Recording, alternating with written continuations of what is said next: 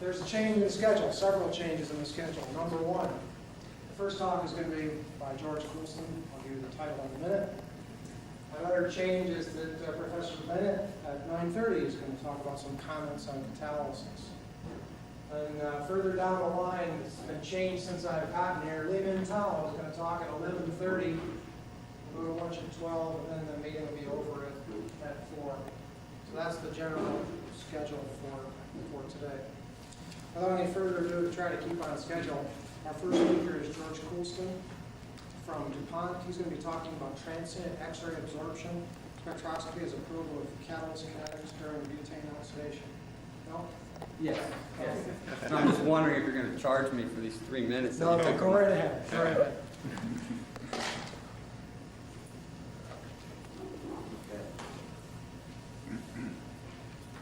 I had slides in two folders before I came down here.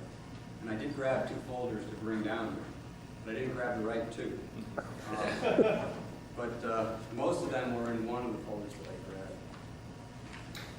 Anyway, I will show you some slides from the other folder anyway, since I brought it. So, we're here to celebrate the 25th anniversary of CO's 50th birthday, although it's a little late.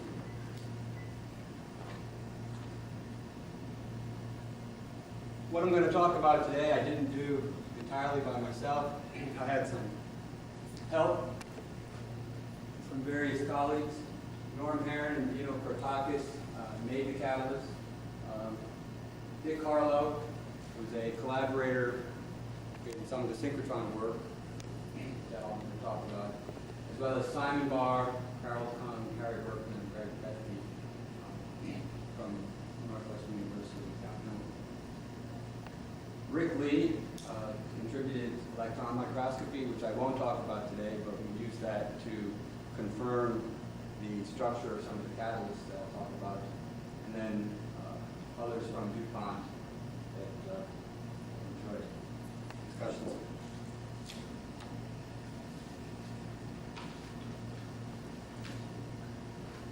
So the title is Application of X-ray Absorption Spectroscopy to Butane Oxidation. The reason DuPont and I am interested in butane oxidation is because it's the first step in a new process that we're commercializing to convert butane into tetrahydrofuran, going through maleic acid or maleic anhydride, actually, as the process goes. It makes use of a vanadium pyrophosphate catalyst that cycles through recirculating solids reactor where the lattice oxygen is used to convert butane into maleic, and the catalyst gets reoxidized into regenerative.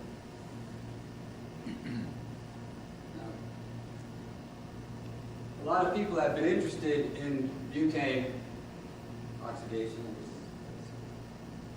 A little bit of water will do. A lot of people have been interested in butane oxidation for quite a while, and lots of sites have been proposed lots of different functionalities have been proposed as being active sites in the system. And if they were proposed all by one person, you might think that that person was just trying to compile a list of all the different types of sites that can exist on a vanadium pyrophosphate surface, because just about every site is up there. So, but this is from a review article by Shapiro. It's not proposed by one person. This is basically what many people in the field have been postulating. So none of this is actually very useful, it turns out. It's just too much step. Some of the nicest kinetic work that's been done, in my opinion, at least the most careful, has been by Beige and Rao. And what they've done is to take a system, they certainly are not elementary steps, but they've tried to break down the reaction into, let's see here, we start here, butane on vanadium-5 goes to maleic to reduce vanadium-5 to vanadium-4, so they're starting to assign a specific role to a particular cation in the overall mechanism. You can have vanadium 4 then take butane on to suboxides of CO2, CO, and that would produce vanadium 3. Maleic could also combust on vanadium 4, and then you have two different reoxidation steps, 4,3, and 3,4 and 4,5.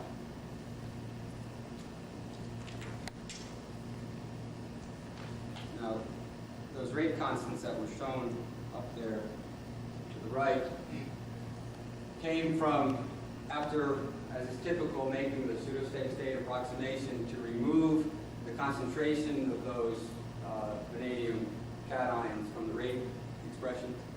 You end up with this expression for the rate of production of maleic anhydride in terms of various constants and pressures of oxygen, maleic, butane, various reaction orders.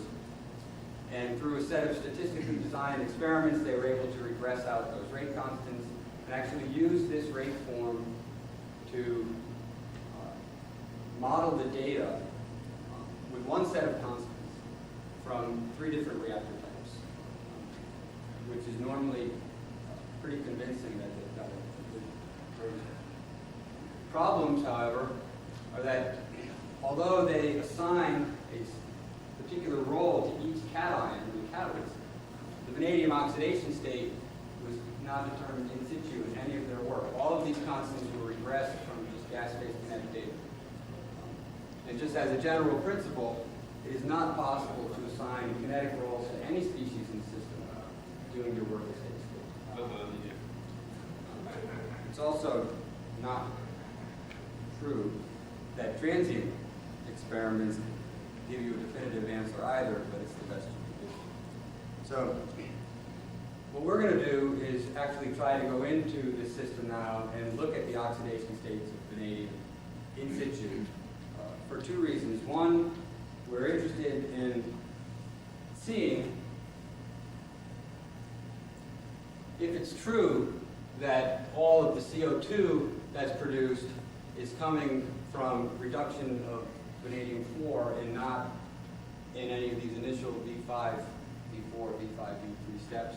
And along the way, maybe we'll pick up some mechanistic information beyond that. So the technique of choice here is X-ray absorption near-edge spectroscopy. Here's 2 typical spectra of a XANES experiment. The pink here is for beta VOPO4. Vanadium is formally in the 5+ oxidation state in that system, and the pyrophosphate in yellow. Vanadium is formally V4. And the important thing to note is that as the vanadium becomes more reduced, the main edge here shifts in this direction, and the pre-edge features here also shift down to lower energy. You can also see an intensity change in the pre-edge feature that has 2 components to it. One is because it has to do with the basically density of unoccupied states that you can excite an electron to from the 1s. It's basically a 1s to 3D transition, and then also symmetry in the ligand field affects the intensity of the transition. So we can collect these spectra, and if we can follow how these features are changing as a function of time, then we can get a handle on the oxidation state of vanadium as a function of time.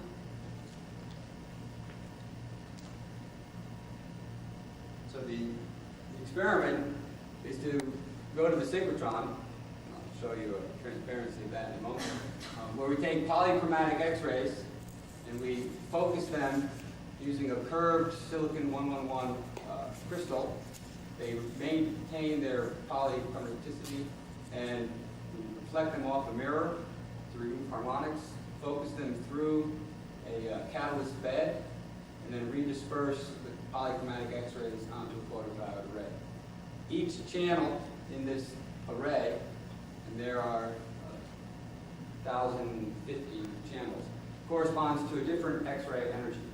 And so we can image this X-ray absorption spectrum that I just showed you onto that photodiode array and we can do that every 20 milliseconds or so. But typically we average for about a second each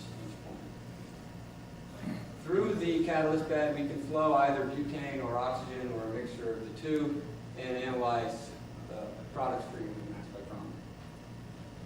spectrometer.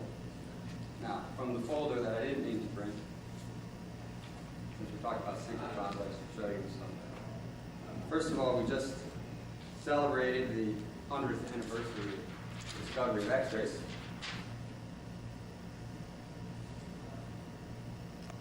Wilhelm Röntgen was actually the discoverer, and if discovering X-rays doesn't convince you that he was a very bright guy, he was also smart enough to have his wife put her hand in the X-ray.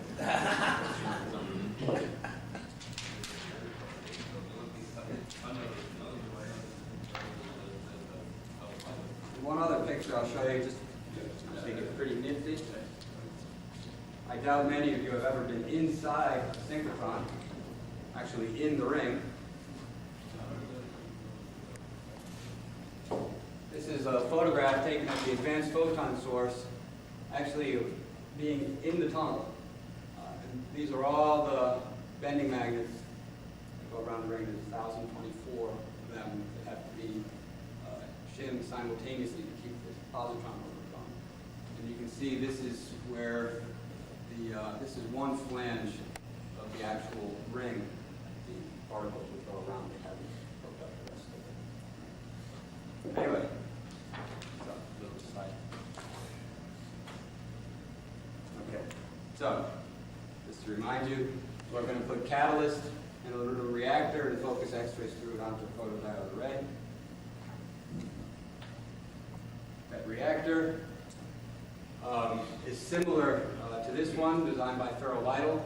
What we do here, to meet the requirements of the X-ray experiment, we need to use a thin wafer, about 150 microns thick in the case of vanadium. But that's not enough catalyst to give a measurable response on the mass spectrometer. And so we augment that by putting a loosely packed bed also adjacent to it in the reactor.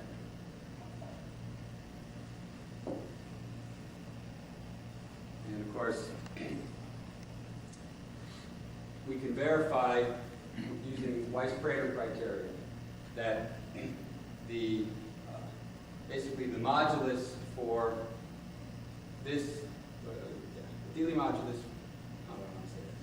The effectiveness factor for this wafer is very close to 1. And so the response of the X-rays, which is going to be here, is going to be identical to that the mass spec is measuring for this bed here.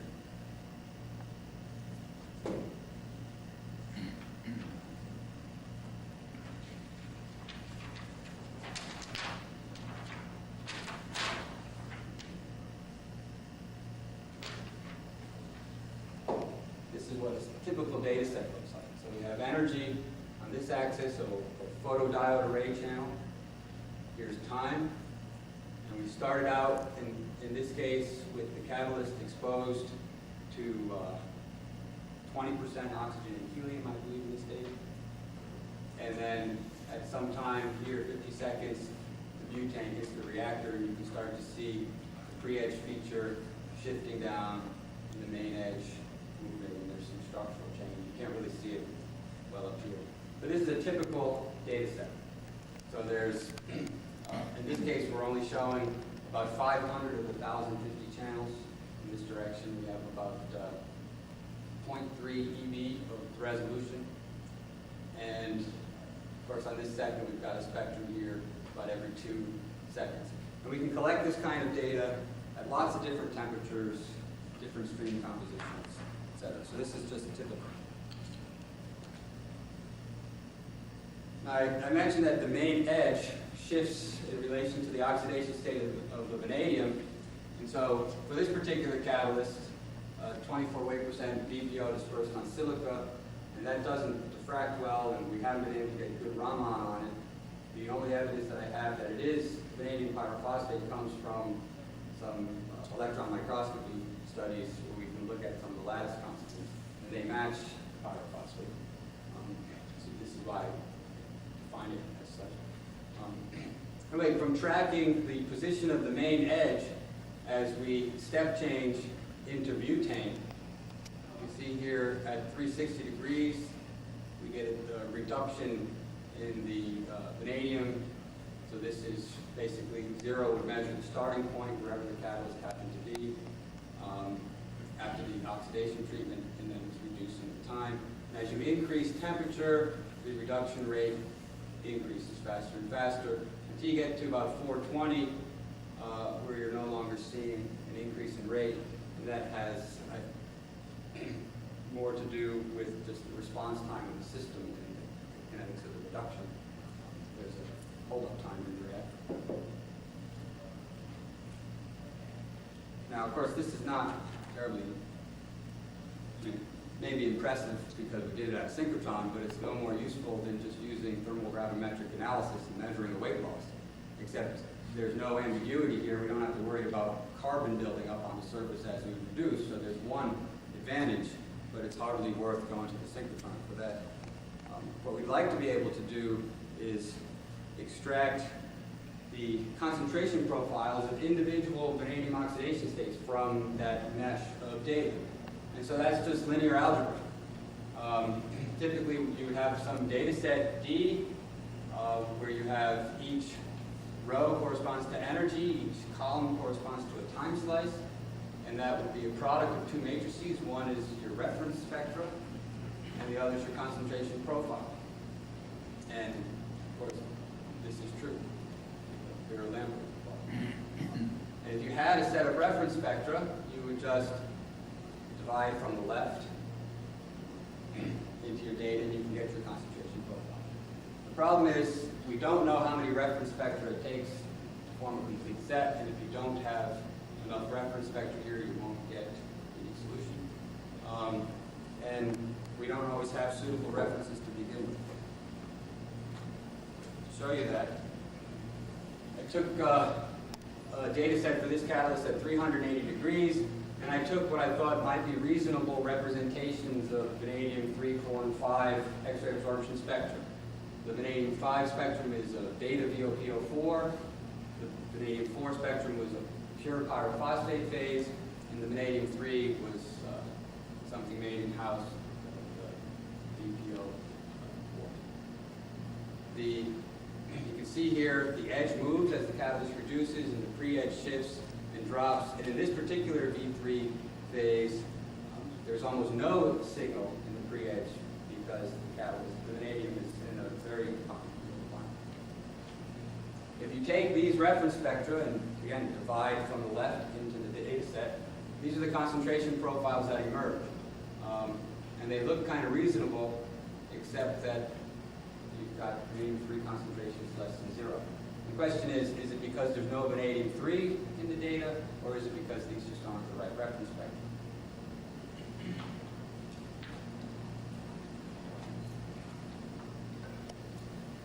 So we thought we would try to actually extract from the data set itself a set of reference spectra and self-consistent concentration profiles, rather than having to rely on external references.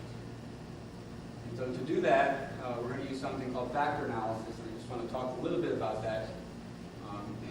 It's maybe a little bit mathematical for a talk at 8 o'clock in the morning.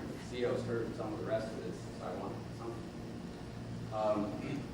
So factor analysis proceeds generally as follows. You can take any data set D and decompose it by the singular value decomposition into a product of three matrices. We'll just call these, for convenience, the left eigenvectors, right eigenvectors, and a matrix of eigenvalues.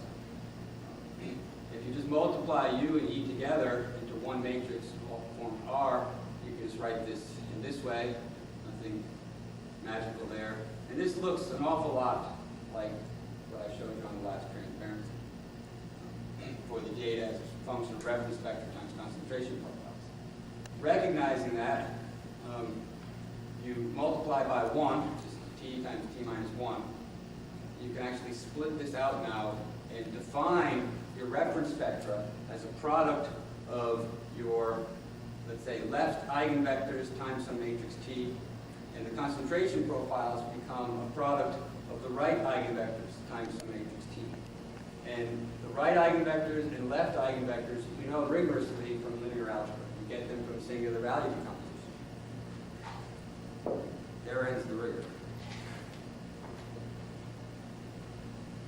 Because the problem is, and this is why it's hard, any non-singular n by n matrix T will work. Right? It doesn't even have to be an orthogonal matrix. Where an n here is the number of factors in the data space, or the number of spectra, reference spectra that you need to represent your data. So there's different approaches for getting at some value of the elements of T. One way is to guess at values of C, the concentration profile, and you can define, this is true for any set of orthogonal eigenvectors, if they span the complete space of a data set. You can define a projection operator in this way, it's just a tensor, and you can project your concentration vector into that same subspace of the data. So what we're doing here, in a sense, is we're factoring the data into two subspaces with these eigenvectors. One that basically represents the spectral subspace, and the other that represents the concentration profile subspace. They're not pure, but I think it's a good way to look at it. And so we project our guess into the data set. Any values of the concentration that drop below 0 or above 1, we force back to the boundaries, normalize, and then iterate until we converge. Now we have to come up with our first guess for C. And there's different ways to do this. One is to find that value of time in your data set where each eigenvector is most concentrated. And to find that value of time, you can use either something called evolving factor analysis, which I think works well when your data evolves, such as in a chemical system where you're going through a step change. Things kind of move all in one direction. Or Varimax rotation. I think this is used, pretty often, more out of habit than out of actual utility. All right, so once you found that tau, you need to find an initial guess for C, and there's different ways to do that. One is to define a set of uniqueness vectors. That's basically a set of delta functions, if you will, and project those into the data space. I think a better way is to actually go into the data at that value of tau and take that time slice as the first guess for the spectrum. And then divide, like I showed you in the first slide, divide the spectrum into the data set from the left to get your first guess. So that's what we're going to do.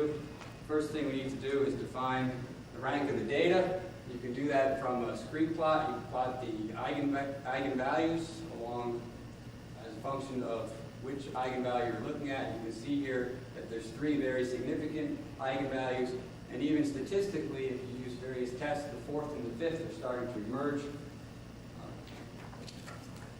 can't rely on those statistics all the time. If you look actually at the eigenspectra, you can see that here's the first, looks like just the average spectrum, second, third, and the 4th is just noise.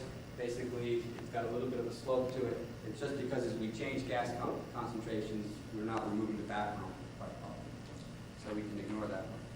I'm running out of time, so I won't go through all the details of evolving factor analysis, except to show you that, okay, here's, if we take the first 48th and 50th time slices of some data set, this is for DO-PO4 on silica. The first guesses, you can see there's this curve drops below 0, this goes above 1, this kind of goes below 0. We would force those to those boundaries and reiterate, and when we're done, we get concentration profiles for that data set, and I'll show you why in a minute. I call it B5, 4, and 3. But anyway, now we've got a way, we think of extracting from those data sets not just the change in average oxidation state of the vanadium, but the actual concentration profiles of vanadium in different oxidation states. When you do factor analysis, you get not just concentration profiles, but the corresponding spectra. And you have to make sure that these look reasonable as well, because remember, there's a uniqueness problem. And here you can see that we have 3 spectra where the edges shift as a function of reduction, and the pre-edges shift and go in the right direction as well. If you compare those to the literature for the positions of that main edge and the pre-edge feature, for vanadium oxides in various oxidation states, we get a pretty good match for the pre-edge and for the main edge. So our reference spectra are chemically reasonable, and the concentration profiles are reasonable. And just to show you one of these, we've got lots of data sets. It's important to make sure that you get the same reference spectra from every data set at different temperatures once you've lined up the catalyst. So I've got lots of other things that verify that the factor analysis was reasonable. Okay, some chemistry. In this particular catalyst, we've got, this is alpha BOPO4 on silica at 320 degrees. Again, here's the concentration profile by factor analysis. When we take the catalyst and expose it to butane, you see V5 falling, V4 rising. The dots were actually the concentration of vanadium in different oxidation states determined by a more traditional curve fitting at Dow Chemical. If you take the derivative of this V5 curve, that's the rate of change of V5 in the catalyst, and you can plot on top of that, that's the blue curve, you can plot on top of that the maleic signal on the mass spectrometer.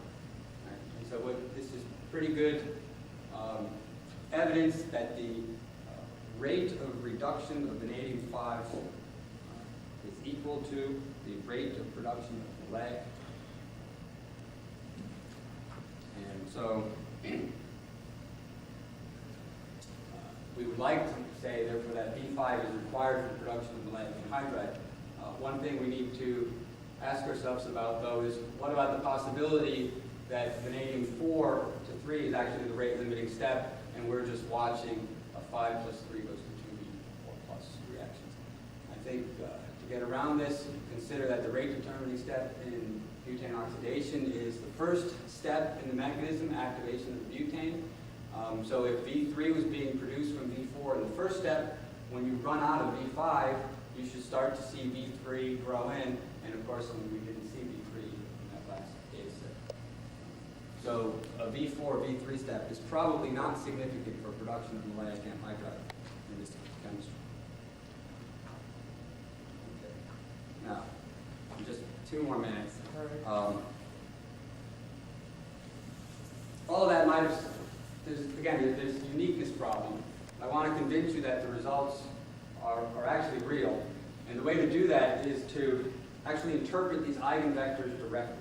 Remember, they are rigorously defined. There is no uniqueness problem there.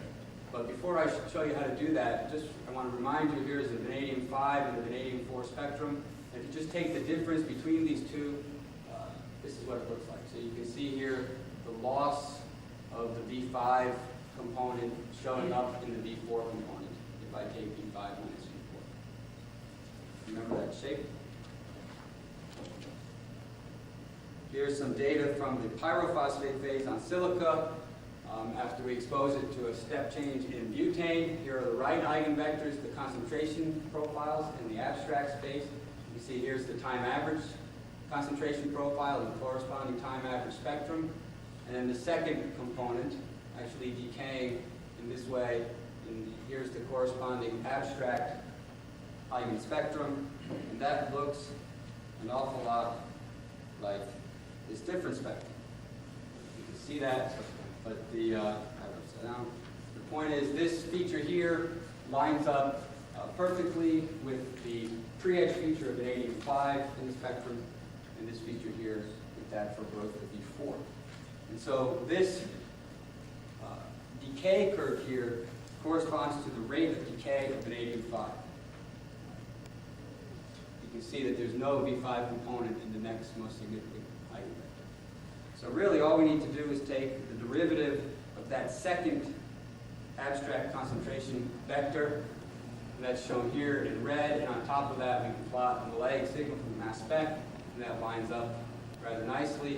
And we can account for all that mismatch just by adding in the amount of reduction that we get, because we're also making CO2 at the same time. So we've also learned that CO2 is not just created in the V4, V3 reduction, but there's also CO2 being produced along with the primary reaction of butane to molecular. So to summarize this somewhat incoherent talk, kinetically significant species must turn over with a rate sufficient to support the overall rate of reaction. That seems to have been lost on many in the butane oxidation community. And of course, it's not enough to show that a particular absorbate or catalyst phase is present during a reaction.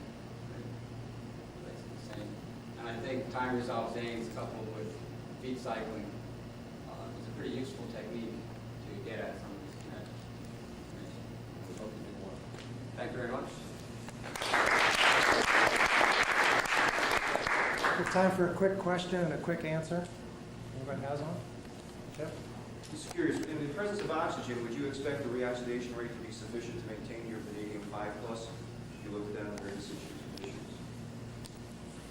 In the presence In of the presence, oxygen, yeah, you were doing everything in just butane, right? Right. If you co-fed oxygen at the same time. in these experiments, we didn't do that. You have no idea about reoxidation rates. Well, we have some, but the reoxidation data that we have is a little bit difficult to interpret because by the end of the reduction, we're putting down carbon. And so when the oxygen comes back into the system, we're burning off lots of carbon in these experiments that we've done so far, and then we run into a mass transfer limitation actually getting the oxygen. That's why I didn't talk about any reoxidation kinetics. I think we need to move on. Sorry. So, thanks, George.